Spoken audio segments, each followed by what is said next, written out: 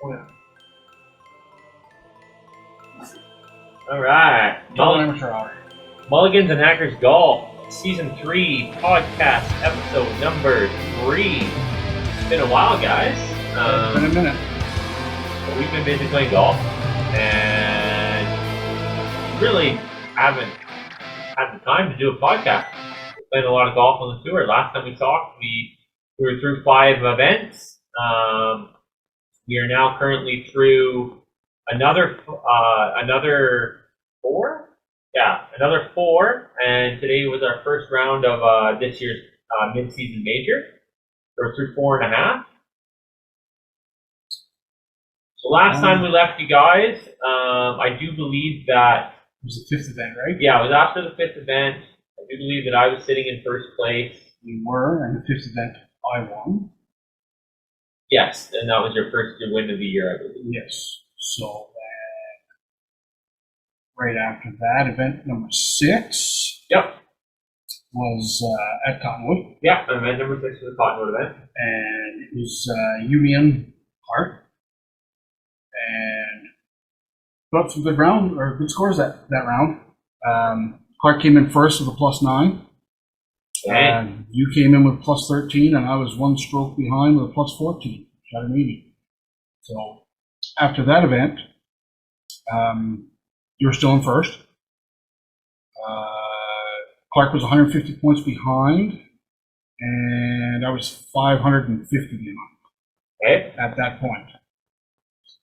So then we go on to That's what's going on. number 7. Yep. Purple Sombrero event at Cannot. Did not see this one coming because I won at Cannot. Yeah, and so it's crazy because we almost seen the craziest thing that day. Because on hole number 8, which is a par 3 for those of you that play Cannot, Alvin got up to the tee box, hit an absolutely beauty hybrid, rolled directly at the hole, hit the lip, rolled right about 2 inches. He was that close to the first ever hole-in-one in Mulligans and Hackers Tour history. So close. So close. And that was kind of the story of his day, because we were nowhere near him. I shot an 89, which is my best score ever there. Yeah, which is plus 60. Oh yeah, it's a 73. 73. That's right, yeah. Par 73. So I shot a +16 there for a huge win for me. Double points, 2,000 points. You came in second at +22. Well, what an awful round. Which got you 1,800. And Clark came in third with 1,500, +27, 1,500 points. And Dave tied Clark at +27, which good for him, right? Yeah, like I said, the rest of us were not really playing golf that day. You were kind of doing your own thing. Yeah, actually, and you were out there just playing well. Yeah, I just moving the ball forward. I didn't get into too much trouble. Nope. Your tee to green was good. Your putting was good. Like you had a couple down the stretch where if anybody was close, it might have cost you, but you had built enough of a lead. Number 17 was my first errant drive of the day. Yeah. Where I actually put it out to the right, and I actually had to look for that ball. Yes. Found it, hit it out. I think I still made. That was a par 5, correct? 17? 16 is par 5. 16. So it must have been 16 that I had the errant shot. Because I think I still made par on that. No, 15 is a par 5. So it's 15 is a par 5. 16 is a par 4 with the massive left dog leg. 17 is the par 3 that you're going into the wind. And then 18 is the long par 5 with the wind coming back. So it must have been 15. Yeah, it was 15 because I was out there too. You were out there too, yeah. I managed to find it, put it back in play, and still scored well. Yeah. So then after that event, the chase for the Purple Sombrero. We're just through 2 events at this point. 2 events at that point. You and I were tied at first, 3,800 points each. Yep. Both at first and the second. Then Clark comes in at third, 3,100 points, and Dave, because he's only played one, that was the first Purple Sombrero event for him. He's down there at 1,500 points. Yep. So then, overall in the league standings, after that, you're still in first with 8,250 points. I'm in second with 7,900. Clark is behind me at 7,800. Clark in third. Clark in third. First to third. Yeah, first to third. It's been a long time since he's been that low on the leaderboard. Yeah. And Dave comes in at 3,850 points, or 3,850 points after that. So he's in fourth. So then, next event. At number 8. Event number 8, back at Cottonwood. We had core 4 there again. And for one of the very rare occasions, I got back-to-back W's. Mm-hmm. So I won that one as well with a plus 16.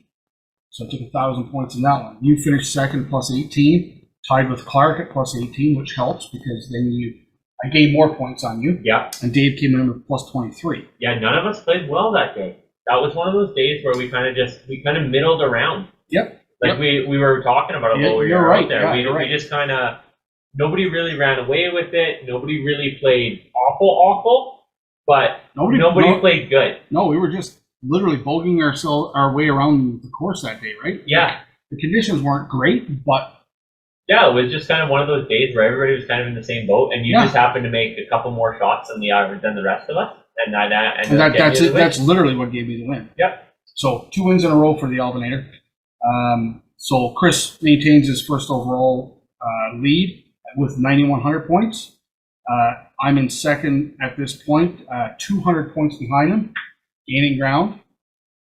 Clark is in at third with 8,650. Dave is in at fourth with 4,550. So for event 9, we were supposed to be down at Cottonwood, but like the amateurs we are, we forgot that the Cottonwood Classic was on that weekend. So we had to pivot quick and play our third event in the Chase for the Purple Sombrero early. Yes. So we tried to get into Desert Bloom. Couldn't get into Desert Bloom when we wanted to, so we played Red Cliff instead. And boy, was that a day. That was something. So we went on. So we started on one off the tee box. It's long par 4 to start, and we played the whites, which is the second furthest back, and we got off the tee. I missed to the left of the fairway. I hit a pitching wedge to within like 3 feet for a birdie to start, and I was like, okay, that's an interesting start. What did you score on the first one? Bogey probably. Oh yeah, because I think you bogey started everything. So, yeah, you were like bogey, and then second hole is a long par 5, hit a shitty drive. I still had a chance at it in 3. I hit a tree. My 4th shot was under a tree. It should have just been an easy gap wedge on, and then give me a chance at par, walk away with a double bogey. Instead, I come down with the gap wedge, and one of the few times lately that I've actually hit a bad shot, I opened my face on the ball and I popped it into the water. So now I'm hitting 6. So then I put it on, 2-putt, walk away with a triple. Next one's a par 3. It's a pitching wedge, gap wedge kind of range, 130-ish, 135. I think nobody played that hole real well either. Like I think we all walked away with doubles. Except, I think we all walked away with doubles. Maybe Dave didn't, but I think most of us had doubles. Next one's a par 4. You and I both hit a beauty drive. I think you went off the back. I made a par there. I think you parred that as well, I think. And then the round took a turn on the next hole. So it's the second par 5 on the course. It's long. Our buddy Kurt lives off that hole up there. So it's kind of got like a little S curve in it. It's a par 5 that has a little S curve in it with a big tree off the right side. And then once you get through the S curve, it's got water just kind of protecting the green to the left for those that want to be aggressive. So I went first, and I absolutely laced my driver just inside the tree with a little bit of wind help up 300 yards. I was about 167 yards out when I stood over the ball for my second shot. And I mean, that's an 8-iron for me. So it's kind of like, yeah, we're going for this. For sure we are. So I get up there, I hit an absolute beauty 8-iron. And it was to like 6 or 7 feet from the hole. And, typically we'll video our eagle attempts because we have all year. No, and we're over. We're over what? Over 6? Yeah. Over 7? Over 6 at that. Yeah. So anyways, I step up there and, we get to my turn on the green and I step over the putt and I'm thinking in my head, I'm like, wouldn't it be funny if I made this putt and we're not videotaping it? So I just stepped up. I started on the right line. I hit a perfect drops for my first eagle of the year, our first eagle on our tour this year as a group. So that really brought my round back into perspective because it dropped me to 2 over at that point. And then I played out the rest of the front, even par. So then I was 2 over through 9. And I think you played 6 over on the front, right? Yeah. So you were 6 over. I had a career round going at Red Cliff as well. Yeah, you were 6 over, and I was 2 over. So then we make the turn, kind of go through the turn a little bit, and every shot you would make, I would match. Yep. And then, for sure. Yeah. And then every shot you made, you're like, oh, I made a great shot, a great approach shot. You know, I got 2 putts now, whatever. And then I would tuck it even tighter and put it in birdie range. Yeah. There was no catching you that day. The par 5 was where I lost it. I took a 9 on the par 5 on the back. And for the last 6 holes, I went plus 13. And you still managed to finish second. I did. Barely. So this is how it finished. So Chris came in with a career round at any larger course, we'll say, than Cottonwood, with a plus 4. 75 plus 4. 75 plus 4. Fantastic round. Cool to watch.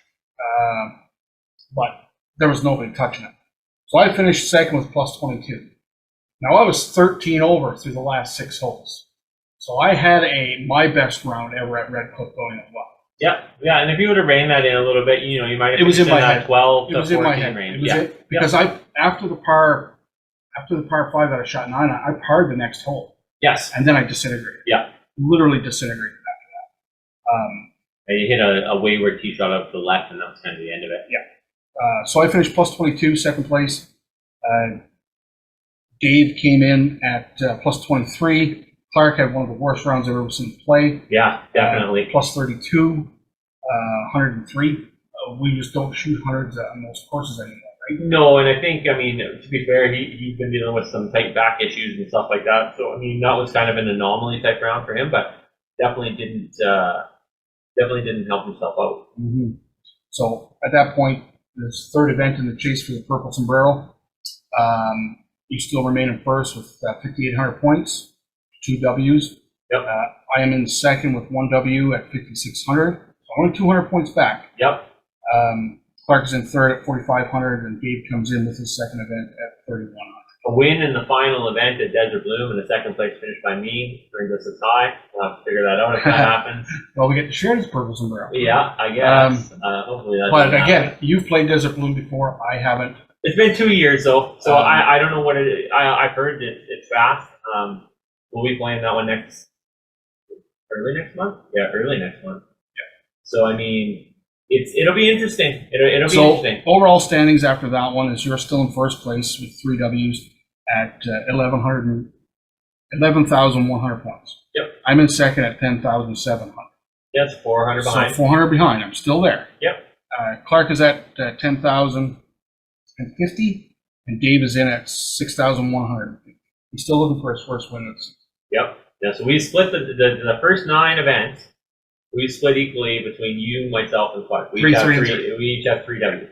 The only difference is that I have two big Ws, we're double points, and 1 single point or one-time multiplier round. And the league is looking good. It's still tight. Well, today we had our first round of our. I don't know if we want to talk about that too much, but Chris had another stellar round. Let's just say I had a Mulligans and Hackers career best record round. Brand best round. Yeah, record round. It's a record round, so it sets me up nicely for tomorrow. Me and Clark didn't play well, and Dave wasn't here today, but Jacob and Josh came down. Jacob put up one of his best rounds, the best round ever. His best round ever at Cottonwood. So look out in the future podcasts and the posts. We'll see what that's all about. He can hang on or maybe make a push tomorrow and see what happens. I got to pick up my game if I want to finish at least in second. Yep. But if it winds up, this is the only trophy that you're missing for the career Grand Slam. Yeah, I'm going for the career Grand Slam. I'm the only one that can get it. this weekend. After day one, I would say I have myself in pretty good position to do so. So, I mean, my golf game right now is otherworldly, honestly. It's something else. Like So- a week before we played that Red Cliff round on tour, we've been talking all year about trying to break 70 down at Cottonwood. I mean, it's par 66, breaking 70. It's not easy to do. No. So, I mean, we went out there, I think it was on Saturday. Just you and me, I think. And we were just out there having a round. You were kind of having a rough day. I was just kind of doing my thing. We started on the back. Yep. I went 4 over through the back, and I think I had 1 birdie on the back, and I went 4 over. So I was like, okay, well, I mean, that's a solid back for anybody. That's for anybody. That's a solid round. You bet. So then we make the turn. We're out 1. I absolutely shit shank a freaking 5 hybrid and barely make it to the fairway. Get up there, same club in my hand, shit shank it again up to the 100-yard marker. And I looked at you as we're driving up, and I'm like, well, I guess I'm just going to play for a bogey. I'm just going to try and hit 3 onto the green and 2 putt it works and walk away with the bogey, and we'll refocus on the next one. Well, lo and behold, that's exactly what I did. I was able to lay down a bogey and move on to the second hole. So I bogeyed, and then I went par, par, par, birdie, birdie, par, par, and a chance at birdie on 9 to close it out to finish at 68. I lipped the birdie, but made the tap in par for a 69. For the first time anybody's ever broken 70 down there in our group. I was so in my own shit round that I didn't realize until we came to number 6, which was It was 7. It was 7 No. you realized because it was number 6. So Okay. let me finish the story here. So number 6, because we went for the green, yes. we did our videos, and we got up. And as I'm walking up off of number 6 green, it just kind of hit me. And I looked over at you and I said, you must be having a really good round. Because you were like fairway to green. There was zero difficulty in the round you were having. We were walking up to the carts on number 6 just as we finished. I said, you must, and you didn't even look at me. You just walked to the cart and you just said, yep. And we got in the cart. And that was it. And that was when I realized you had a good round going. And I didn't quite know how good until then, after that hole number 6, 7, 8, and 9, I watched you play. Well, 7 you watched because I missed the green. Yep. And then I made a chip, which I chipped I chipped and I made a good putt for par. And you said again on the way back to the cart, you're like, must have a ridiculous round going. And I'm like, yeah, +3. And you're like, +3 through this 9? And I'm like, no, +3. And you're like, oh shit. So then I paid attention a little more to what he was doing and, kind of got into the whole, I want him to do well. I want him to break 70. These are the things we kind of play for, right? It was so cool. 69, and that's done. Well, at that point, when I got to the 8th tee box, I mean, you got to hit over water, and you have to hit directly over water to start, and then there's water to the left, all the way up. And if you go over long, if you happen to go a little bit right and you go long, there's trees and brush and water up that way too. It's OB out that way. So before I took my tee shot, before I did my setup, I just thought to myself, I was like, I need 3 good shots. 3 good shots. 3 good shots with a swing, and I'm fine with the putter. I have no worry about that. Just 3 good shots. So I got up there. I hit a really good drive. I hit my second shot. If I remember correctly, I was on and 2, fairway to green again. I hit my putt. Line was great. I think I ended up being 6 inches short because I had a little bit of a longer putt, but the line was good. And you're just shaking your head because I almost made that one. Mm-hmm. So then I tapped in, and then we were going to 9, and 9's a par 3, and the tree kind of protects it a little bit, not as much as it used to because it kind of cut the branch down. But you're watching, and you kind of lose sight of the balls. So I went first, and I hit, and you're like, is that on? And I'm like, yeah, it's on. He's like, it's on? You got 2 putts? He's like, now you got 2 putts to break 70. And I'm like, yeah, it's on. It's on. And the craziest part was that I mean, we put so much work into our games, and I mean, we are literally consistently scoring in the 70s. Although, we'll get to that on my game here in a second. yeah, and I mean, like myself, like I score in the 70s even when I'm having a bad round. Like a bad round now is like 77, 78, 79. Yeah. Like my handicap has gone from the beginning of the year, it was like 16.9, it's down to 11.1. It's insane. And I mean, you know, I missed some time last year with my Achilles injury, and honestly, I mean, I said on the last podcast, I think it was a blessing in disguise, because it taught me that, you know, I don't need to look like a complete seizure out there. Just a little less of a seizure, a little bit more, you know, composure, a little bit more of that slower takeaway, and your transition, and, you know, your tempo. If you can just control that and keep it the same all the time, all of a sudden everything starts working. Well, we played last week with a guy, just a random guy that jumped in with us. Oh, that's his wife works at the pro shop. I was talking to him yesterday. Yeah. And he actually said, he said, I can't believe that guy hits the ball that well, cross-handed. And I'm like, well, you should have seen him first when he started, because it looked like a full-body seizure. But I said, you look at him now, and he's a different golfer. Like, he's put the work in to get where he is now. And, I mean, you're playing really well. Yeah. My problem is this time of year, every time, from 2 years ago when we started our first season to last year to this year, when we get almost to the midway point of the season, I start to dip. My focus starts to go away, and I find it very difficult mentally to go and play around for 18 holes and stay locked in. Yeah. Not even locked in. Locked in is a mind frame I don't really get into, but just focused on playing 18 holes. This last 2 weeks, 2.5 weeks, I have not played well at all.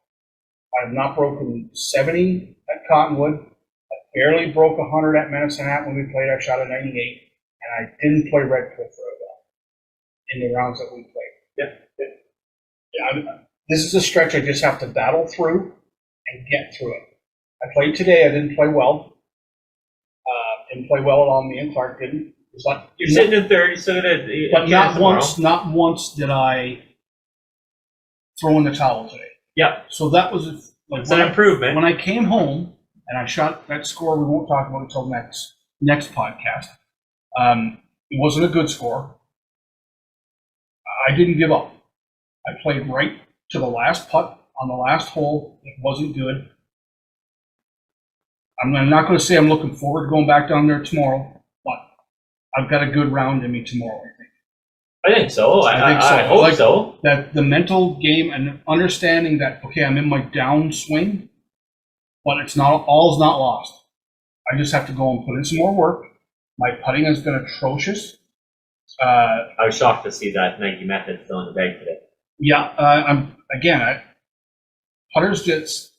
So for you with the putters, and I said it to you today, I think because you have yet to settle on a putter, right? Like I have a putter that I love.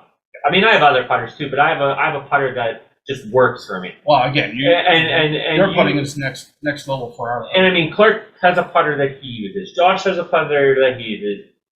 Dave has one that he uses, although he brought another one out the other day just for whatever, right? And then I mean, Jake has his. It's you're still kind of trying things out, find out what you like. For one. And I feel like this happens every year where when one putter goes quiet, which is what's happened with yours, you have to change your putter to refocus. Yeah. It's almost like you got to do it 2 or 3 times a year, and that kind of locks you back in because you're like, oh man, I really got to focus on my pace. Mm-hmm. I really got to focus on my line. I really got to commit to my stroke, it just gets you back. I just think I need to focus more, take more time. Like you have a whole routine you do when you play.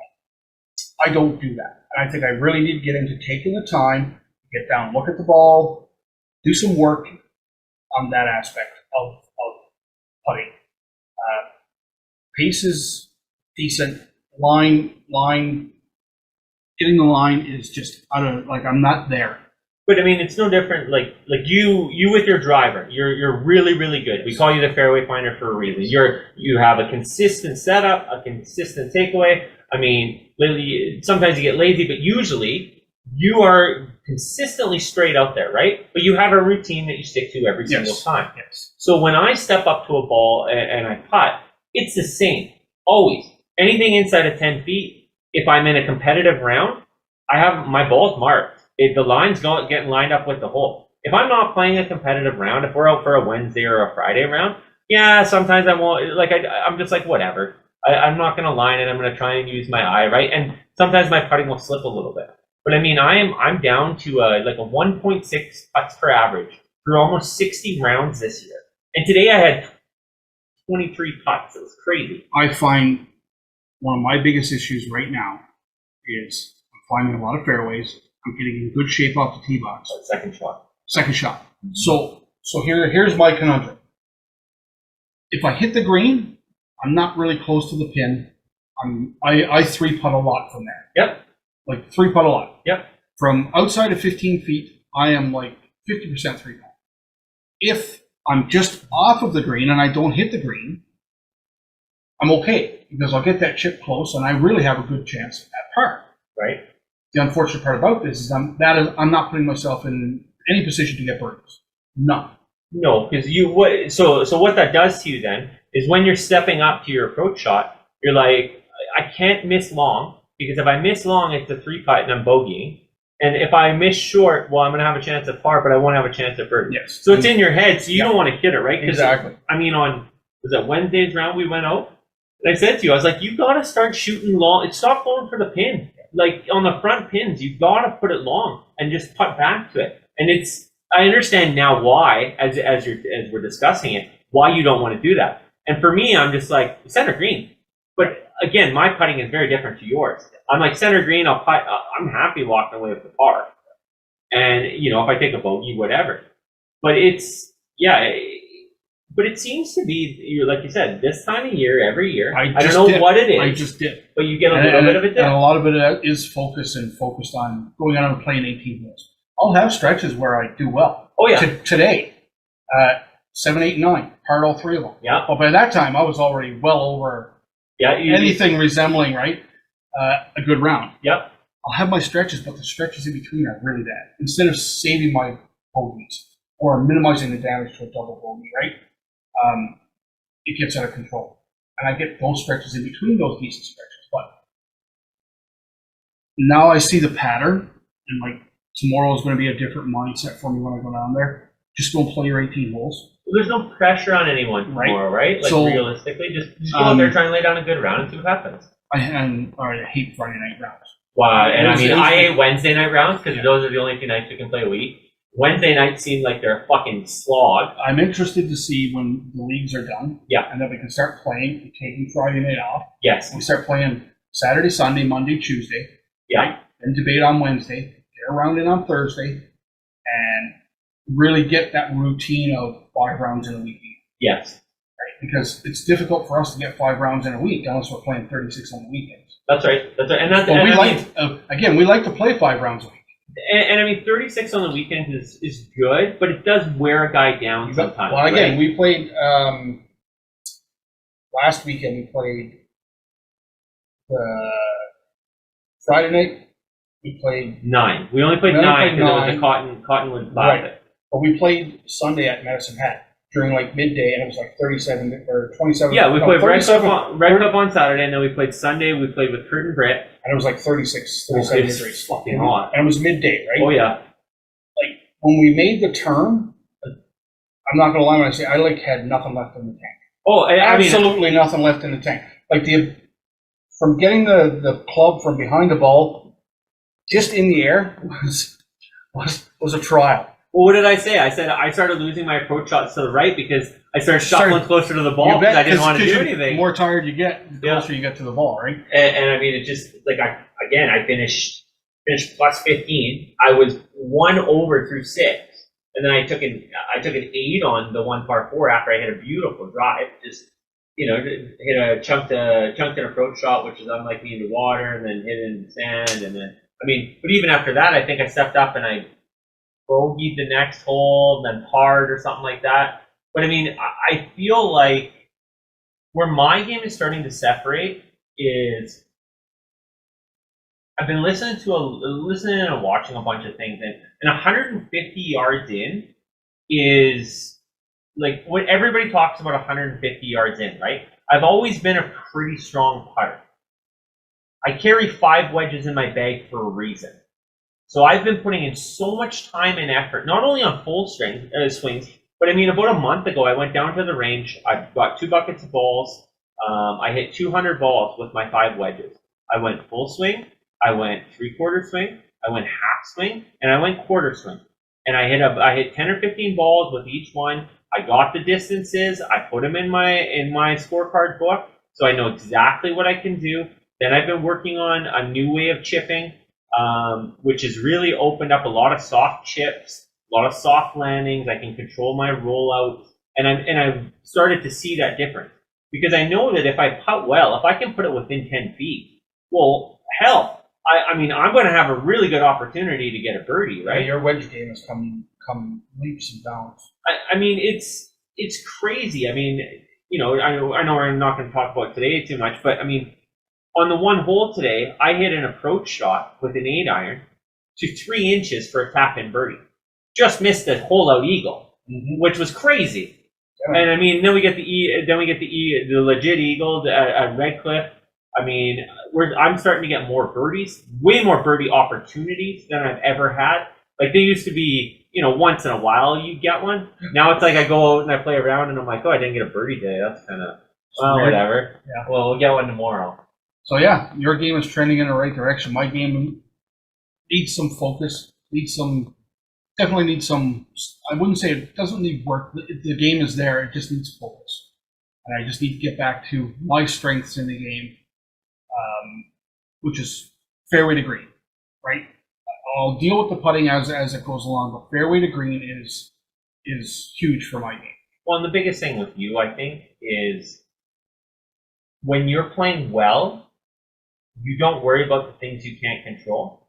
When you're not playing well, you let that stuff bother you. Yeah. Whether that's slow play, whether that's somebody else playing really well, you know, whether that's somebody being in a pissy mood or whatever it is, or, you know, jamming up on the course or whatever. Like when you're playing well, none of that matters to you. You box it out. When you're playing, when you're struggling, you get off to that stuff just seeps in, and because you start getting frustrated, then it just eats away at you. Yeah, I totally agree. But that's where we are, and you know, we still love what we do. Going down there and playing. I want to play more. I just got to put more work in. Again, it's an addiction, right? Like it is a flat-out addiction. Again, I want to play well, but in order to play well, you have to put the work in to play well because golf is so hard. See, and I mean, we had this discussion the other day, right? Like the weekday rounds are tough for me because I mean, I basically right off work and I go down there, and I mean, I might have a half hour to do my whole warm-up routine because when I go to play golf, I have a specific warm-up routine I like to go through before I play. I like to be there at least an hour ahead of schedule. I like to go and I hit 100 balls on the range. I go gap wedge, 7-iron, 6-iron, 5-wood hybrid, 5-wood, 3-wood driver, 60, 58, 52, gap wedge. And then I'll chip about 25 balls to the 50-yard marker with the various wedges. And then I'll go and I'll spend a half an hour on the putting green. And if I don't get that, I don't feel as locked in as I normally do. So the weekday rounds are kind of, I mean, I still play okay, but they're kind of a crapshoot. Whereas on the weekend rounds, when we have the time to do that, it's like, okay, yeah, it's go time. So a couple other things that we can talk about in between that time. We did make a trip. We went out to Rolling Hills and Bow Island. Yep, that was played Rolling Hills in the morning. Yep. Played decent there. Yep. It was nice to get back out there. Nice to play 18. There's nobody out there that day. We rolled through 18 pretty quick. Just you and I. We road tripped it out there in the morning. Then we had lunch at the clubhouse. Always good food. They're terrific. Always great. Again, for those of you guys that have never played there, if you're in the Medicine Hat area, strongly recommend. Like it is a super beautiful little 9-hole It's like less than an hour away. Yeah. Less than an hour away. Super friendly people. Well taken care of. It's just a great place to meet. It's one of my favorite places to go. Yeah. Always has been since we started, since the first time we went out there. And I think First time I got out of the vehicle in the parking lot, I was like, yeah, I can play golf here for a long time. it's awesome because and you can basically walk on because it's a small little hamlet, Yep. right? Yep. So then we played our 18 there. We had dinner. We drove out to Bow Island, and because we're members of Cottonwood, we get reciprocals at Bow Island and Red Cliff. Well, we can play for less than $45 at both those places. Full 18-hole 18 rounds holes. with And a a cart. It's insane. That is great. And we've only played bowl once this year, right? Yeah, just once this year. Right. We played Red Cliff Three, four times. 3 or 4 times. I think I played 5. I played one more than you Yeah. because I played once with Mark. And it's nice to go out there. I mean, when it's course. that cheap, I mean, it's totally affordable. You bet. And we talk about the cost of golf, getting into golf, and paying a lot of money to play golf. If you can go play, like Red Cliff is a par 71. par 71. Bow Island's a par 72. Yep. Right. Full course. Yeah. And you're Or, going to play 9-hole, but it's right? a full setup. Par 5s, par 3s. You can go play these courses for less than $50 for 18 and a cart. I mean, Can't beat you it. can't beat that. You can't play the par 3 for less than that, man. Exactly, It's right? crazy. So, yeah, those are places to definitely check out if you're in the area, if you're coming down. Worth the trip. Worth the trip. It was such a. I mean, that's always a fun trip that we do. We're talking that we might do. I still want to do Bassano and Brooks because I haven't played either of those courses. Neither have I. I mean, we got to get out to Birstall. I mean, typically we go out every year. We're Yep. going to try and get out there at some point here. Maple Creek. Maple Creek, yeah. Last year we went out there for the first time, and it's a beautiful little Beautiful little 9-hole course. I think I played that 2 or 3 times last year. Yeah, you played it twice, Yeah. and I played it once because I missed the first time because I was injured. But I mean, we have so many beautiful little courses out here. But the better our games are getting, like, we go to so we talk. Let's say Medicine Hat, for example. Last year the big thing was, well, can Alvin break 100, right? Now it's let's break 90. Yep. Let's break 90. And again, the last weekend we played Medicine Hat, I shot a 98. Yeah. But I didn't play well. No, and you were Right. it was a fatigue day, It was right? a fatigue day, but still I broke 100. 100, yeah, easily. Even not playing well there now. So again, my game is there. Yep. Again, focus. But You just I like whereas last year and the year before, when we would go to those courses, I felt like I didn't have the game to play. where we didn't really belong there. We didn't, right? Yeah. Didn't have the game to go on and get around those courses adequately. Yep. This year I played well, and I might be in a little bit of a funk here now, but I think I'll get through that faster than I did say the last 2 years because I still want to play well. Because when we go to these type of courses, par 71s, par 72s, or we take a trip out to Rolling Hills, Bow Island, I want to put my game against that course. Yeah. And I want to see how it matches up. And I haven't been disappointed yet this year at one of those courses. I mean, I shot a 98 at Medicine Hat, but You know what? You were lights out. Like, that was amazing. You played terrific. I got around that course pretty. Again, I might have shot a plus 16, which is plus 16. But for me, that's getting around that course. That's a great score at that course, though. Yeah. Those greens are, anyone that's played there, those greens are not easy. They're fast, and there's so many tilts and turns on them. Like, So again, plus 16 is a great the score. courses the little gems that we've played before, like Maple Creek, Birstall, like I want to take my game there. Well, and I really want to try and see the improvement, right? Yeah, see how see what I've learned to get myself around those courses. Hopefully better. Like, I mean, I was looking at Rolling Hills, for example, when we used to do our events out there in the last couple of years and the different scores. And, like, what did you shoot when we were out there? 12 or 14 over or something? Yeah. And it was, like, I mean, I think the winning score out there was, like, 18 or 19 over. Yep. And, I mean, I shot 18 over, and I played terrible. Yep. Terrible on the front. Yep. The back I played much better, but the front I think I was, like, 14 over or something stupid. And then Bow Island, again, we played out there last year. And, I mean, I shot 14 over, I think. And the front, I was like 4 over or 5 over. Yeah, I was 5 over. And then I played the back at Bogey Golf. And I mean, that's improvement. Because it's like, okay, we can go up there and play. The first time we played Medicine Hat this year, I shot a 90 or 20, 21 over, 20 or 21 over, which is a 92. So then this time I go up there and I shoot an 87. I have a max or an 8 on the hole, and I mean, I'm just like, okay, I still walked away with an 87. I played the last par 5 like shit because I always do, always. And I mean, I look at it and I'm like, yeah, I can play this golf course. Played a few more times, I can play this golf course for sure. The biggest thing for me, although I've been working on my wedges and my putting, like always, I always work on my putting, but my wedges especially, my driver has all of a sudden come right around. Which again changes your game from tee box to fairway to green, right? Because you're really good with your wedge game, or your, we'll say, mid-iron game. Oh yeah. For you to get off the tee box and get into shape. Yeah, like instead of hitting a hybrid, now, and because I can control my hybrid or my 3 or my 5 wood better, I wouldn't typically hit a lot of driver. Well, now I'm hitting driver and I'm not getting into shit, so I'm putting it out there 270, 280, and 290. You're hitting your woods or your hybrids with a really nice draw. Yeah, which is again, and it's playable, right? Playable, so you can play it. So like on hole number 6 down the Cottonwood from the blacks. I don't even need anything more than the 5 wood. Yep. Just lay it out there and draw it in. Yeah, you bet. And I mean, I've already driven it once this year. Yep. So it's having that driver. We've talked about this before because I used to be spray and pray all the time, right? So now having a driver that's a lot more controllable and not in shit. I've always been a good ball striker. Because maybe that's because of my cross-handedness or whatever it is. But I've traditionally been a fairly solid ball striker.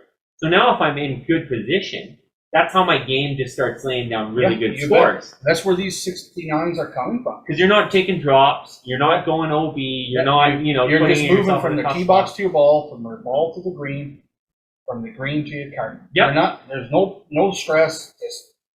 And those are cool rounds, man. And I mean, those rounds go like 10 times faster. All of a sudden, it's just like, man, we played that round in 2 hours. Like, what happened? But the thing I noticed for you, and we talked about it the other day, is your dip coincided with you stopped doing the work at home, right? Yeah, you stopped doing the things that you had got you to where you were. I was playing really well. Yep. And then I figured that I could stop doing the work. Yep. So I stopped doing workouts at home. I stopped putting in, we'll say, the right amount of work at the range and at the golf course. Yep, because your workload there is very different than ours, but whatever you're doing works when it works, right? So when my game stayed afloat for probably a week and a half after I stopped putting the work in. And now I have to put the work in to get it back. Yep. So I started doing my workouts at home again. I started doing what I needed to do, which is why I haven't blown up and I understand what I got to do. Put the work in and the game will come back. Yep. So that's where I am. I just need you at your best in a few weeks when we have the Tour Championship. That's all that matters. And for those of you out there that are listening and have been following along, that will be our 50th event of our Mulligans and Hackers tour ever. It'll be a big 5-0. It'll be the big 50 event. Try and get everybody out there. Yeah. Try and have a great weekend. We'll be playing in the Halo tournament on the Friday, mm-hmm. and then we'll have the tour event Saturday, Sunday. The Halo tournament team this year will be Alvin, myself, Jake, and Clark. Mm-hmm. It's a scramble tournament. I'm sure we'll try and get out maybe for a practice round in the morning, play scramble format again, have some lunch, and then go to work. And see what happens. It's going to be a lot of work. We played well last year in it. Yeah, I think we were 14 under or something, which I mean is awesome. So we'll give it another good goal club, but based on handicaps too. So yeah, I mean, I don't expect to win those ones because it's just fun and it's a good cause. Halo down here is very important. Yes, I mean those ones are fun. I mean next year I think we're going to get into the Cottonwood Classic. We said that last year that we tried to get in this year, but we were kind of behind and didn't schedule it well. But after learning a little bit more about it, understanding that there's 4 different flights, it's all based upon handicap, how you play on Saturday sets you up for Sunday for your playing for the money, which is kind of nice. So that would be a nice tournament to get into. I think I mean, especially since it's down at Cottonwood, we've played hundreds of rounds there. We should be able to compete. I think so. I mean, watching those guys go around that we were kind of in the middle of on that practice night where we were just out getting around in, I feel fairly confident to say that we could play with those guys. I think so. So, in wrapping up this episode 3, we have to give a shout out to our good pal Mike Johnny from 36 Day Golf Co. Yeah. He sent us out his new line of hats. We're both wearing one right now. Bucket hat. Nice. Really breathable. And third one in the line is the trucker style. I actually wear that one as an everyday sometimes. It's very comfortable. We really appreciate Mike looking after us that way. And yeah, we'll be wearing these hats for a long time. Well, I mean, if my game keeps going the way it's going, I'll never not wear a 36 a day hat. Let me tell you that. So we really appreciate it, Mike, and thanks a lot. Yeah, it's. I mean, for those of you that don't or are looking for hats, go to 36 a day golfco.ca. Check out what they got. Make some orders. I mean, all our guys on our tour wear them, or they all have one at least, anyways, that they like to wear. Beautiful hats. The only thing I've noticed is people are weird and they ask if it's a Toronto Maple Leafs hat, even though it doesn't really look anything like it. Well, the blue hat with the white leaf, I'm guessing that could be mistaken for a Leafs hat. No, these are way better than Leafs hats. These are way better than Leafs hats, that's for sure. Yeah, for sure. Anyways, yeah, appreciate it. We'll try and get another podcast in the next few weeks, maybe. Well, definitely before the Tour Championship. You bet. We'll have to tee that up, and we'll kind of recap the season up till that point. And if anything breaking comes up, we'll check in with you guys. Make sure you guys check out our socials: YouTube, Instagram, Twitter, Facebook, wherever you guys get your podcasts, Apple Podcasts, Spotify. I mean, give us a like, subscribe, a download. Send us some messages if you guys want to chit chat. We're always looking for people to reach out to, or to reach out to us, but we reach out to people all the time, looking to chit chat and just talk about golf. Yep. We've made so many cool friends and connections, and in a couple of years doing this. In the fall, we'll go back to getting some guest podcasts. We've already got a few lined up. Some really interesting people. And again, guys like us, people like us, that just love golf and enjoy. Just want to try and get better. Enjoy the journey, right? So just look forward to that in the fall. Throughout the winter, we'll get a few in. Yeah. If you haven't, check out our Season 2 guest podcast, Season 1 guest podcast. They're all up on Spotify, Apple Podcasts, YouTube. Yeah. All of our guest episodes are on YouTube. Yeah. Unlike these that we started doing this year for Season 3. Yeah, and I mean, other than that, it's we're playing lots of golf. It's been beautiful weather down here in the Hat, and I mean, we've been fools not to take advantage of it and play as much golf as possible while we can. So yeah, we'll catch you guys in a couple weeks. Thanks for listening. Enjoy your day or your evening, and may your mulligans be plenty and your hacks be findable. Later.